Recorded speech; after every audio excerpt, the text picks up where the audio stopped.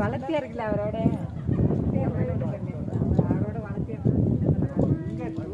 எப்படி எடுத்துறாங்க முட்டை பார்த்து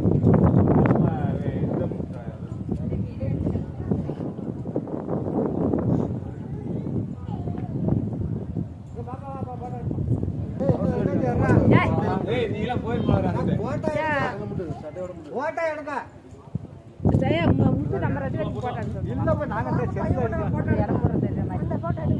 போட்டோ எடுக்கலாம் பையன் சத்யா திரும்ப